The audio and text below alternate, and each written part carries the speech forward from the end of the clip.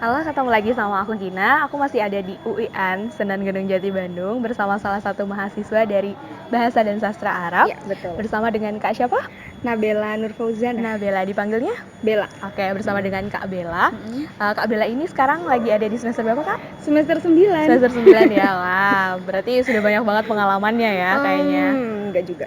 Oke, kita di sini bakalan coba bahas tentang jurusan Bahasa dan Sastra Arab yang ada di UIN ini. Nah, oke, kita langsung aja untuk tanya-tanya ke Kak Bella ya. Nah, Kak, kalau untuk di jurusan Kakak sendiri, gimana sih? Apa aja sih yang dipelajarin secara garis besar itu kayak gimana? Untuk di Sastra Arab UIN Bandung ya, karena banyak dari beberapa universitas yang mereka juga punya jurusan Sastra Arab. Kalau di Sastra Arab UIN Sunan Gunung Jati Bandung itu kita berfokus pada kajian keilmuan nahwu dan sorofnya. Nahwu dan sorof apa itu, Kak? Jadi morfologi, sintaksis, nah begitu loh. Tata bahasa. Tata bahasanya.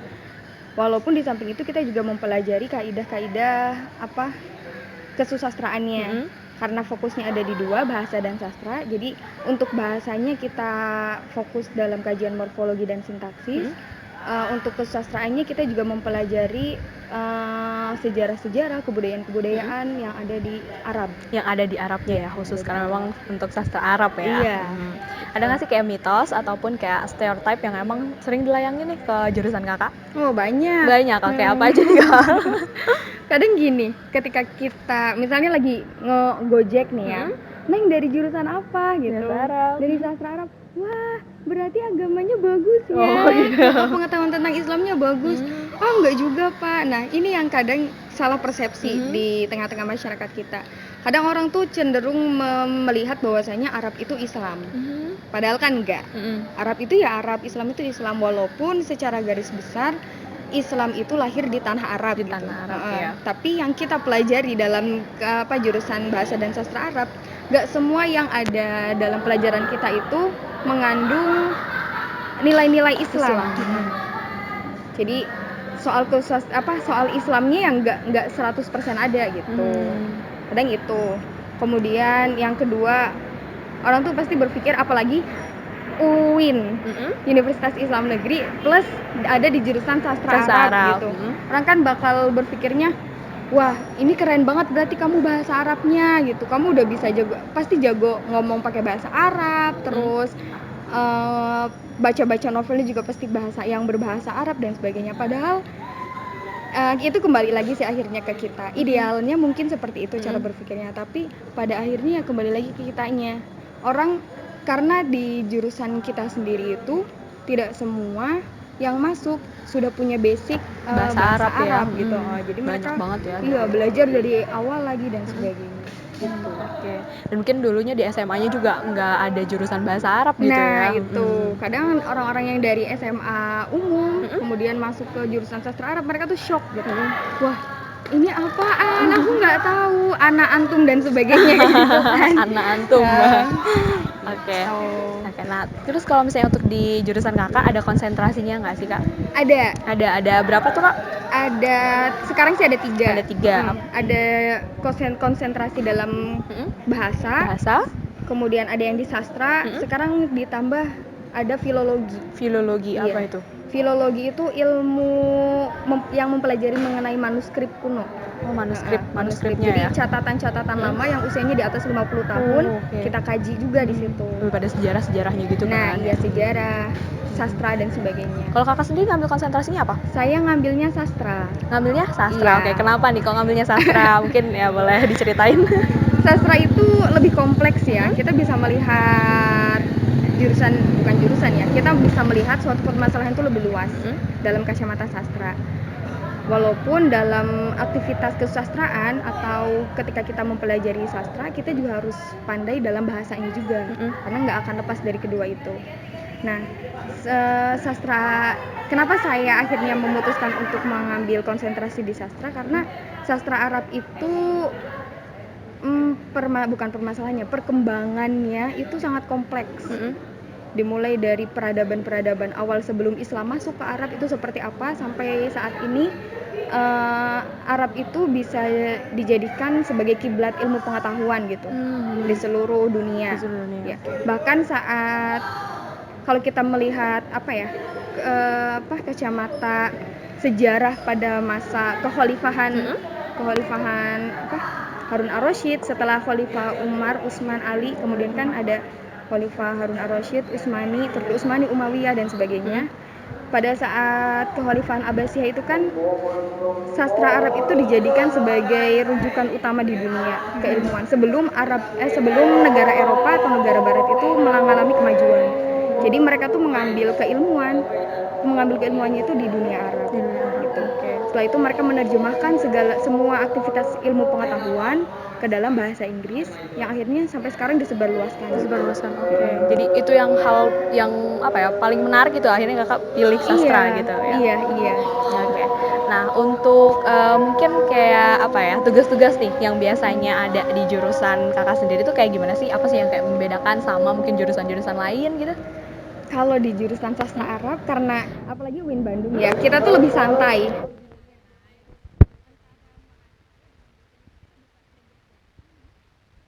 Deket kali ya sama dosennya. Iya, udah akrab, udah deket. Jadi ketika ada tugas-tugas yang mungkin terlalu memberatkan, kita bisa ngajak nego gitu. Kak, gimana kalau misalnya tugasnya di seperti ini saja gitu. Oh iya udah silahkan, itu kesepakatan kalian saja, Bapak mengikuti.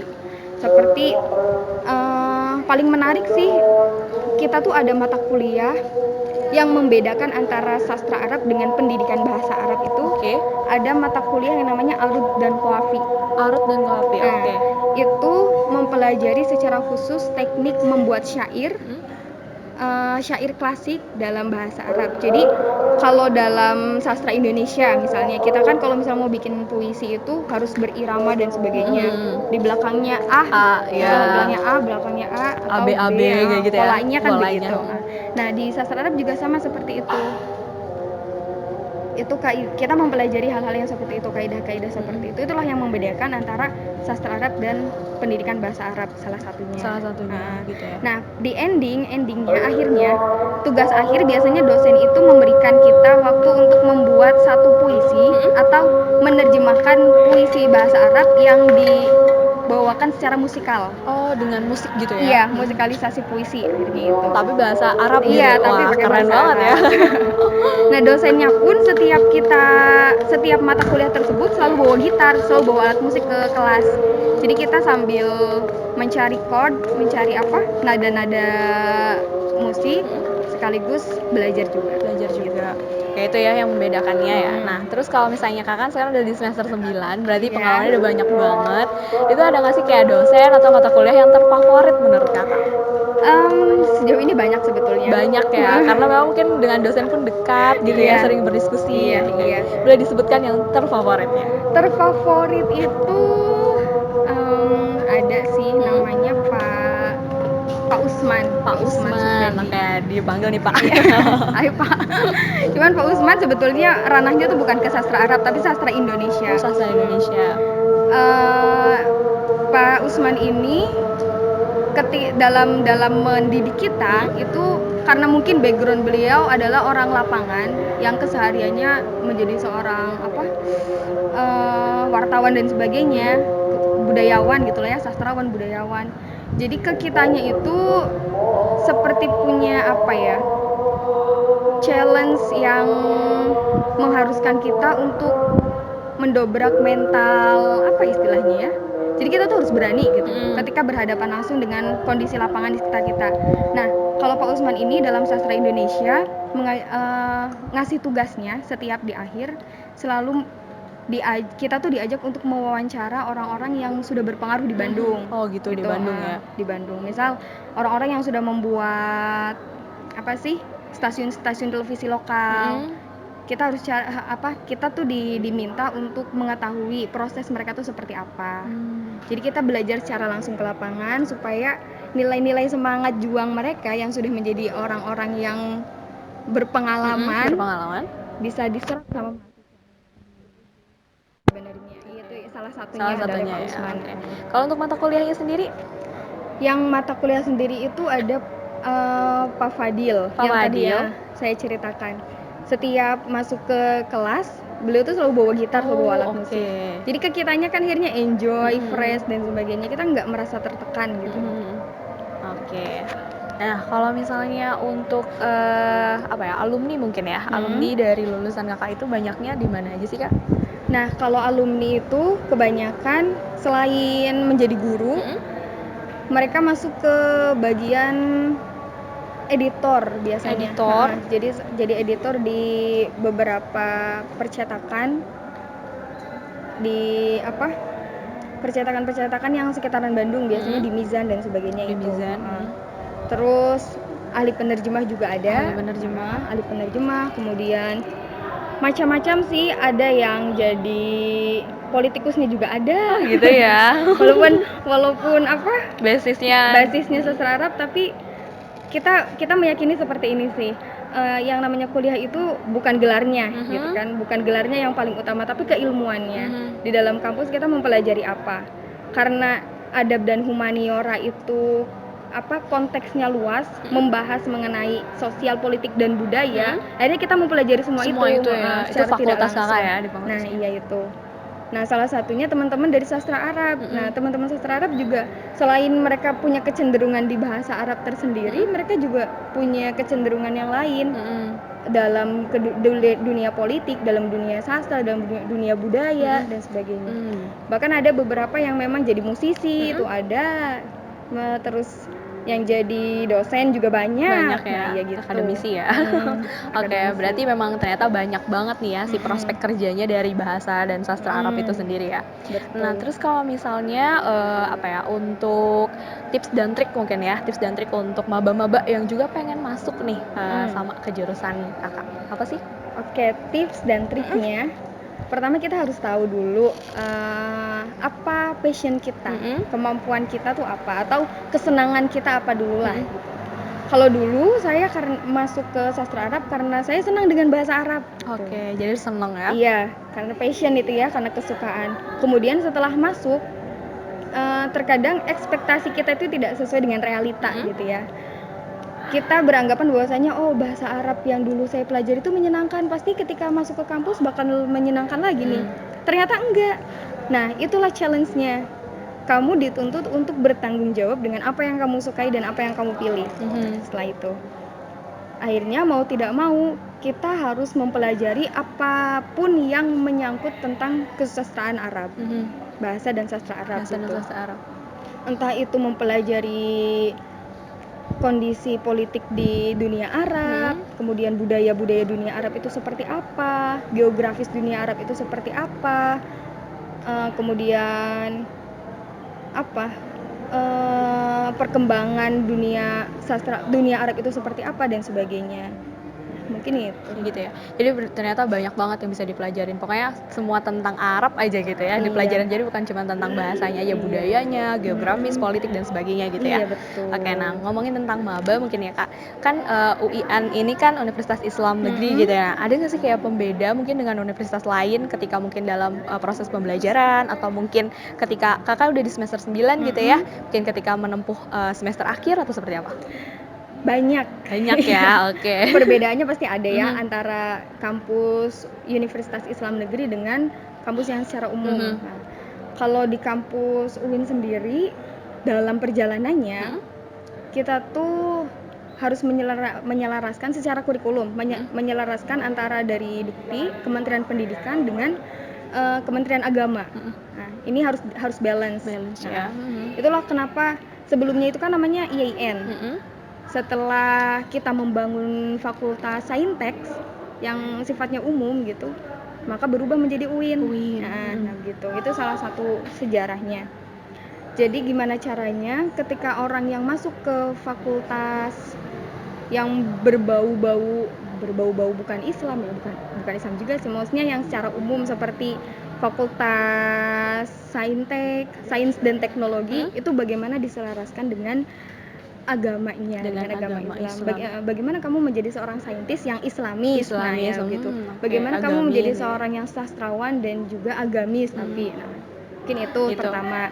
Kemudian yang kedua, dalam prosesnya kita memang diminta untuk bisa membaca, minimal bisa membaca Al-Quran, kemudian menghafalkannya. Iya, menghafalkannya, yang pada akhirnya dijadikan sebagai syarat utama melakukan ujian akhir. Wah, oke, itu informasi nih ya. Jadi kalau misalnya nanti mau skripsian, ujian Iya. akhir itu harus lulus dulu ya. Iya, ujian untuk tahfidz. tahfiz. Kita Wah, jadi tahfiz nih ya. Masya Jadi Allah hafiz. gitu, hafiz.